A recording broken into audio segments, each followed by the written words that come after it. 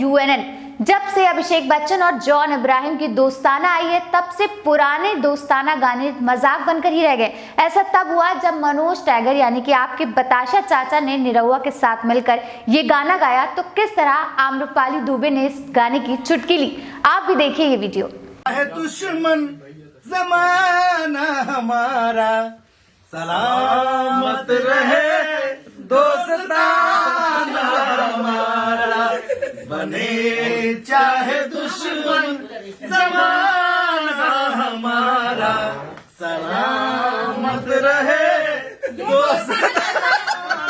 ये कैसा दोस्ताना है? दोस्त को साइड में रख के। सलामत रहे दोस्ताना हमारा, बने चाहे दुश्मन जमाना हमारा, सलामत रहे दोस्ताना हमारा। Happy birthday. मैं क्या पूछूं मनोज जी, ये जॉन इब्राहिम और अभिषेक बच्चन का दोस्ताना नहीं है ना? तब ये ठीक वो है। वाला नहीं बाबा, ये हनुमान जी और राम वाला है। जय श्री राम। Thank you. एक फोटो फोटो फोटो फोटो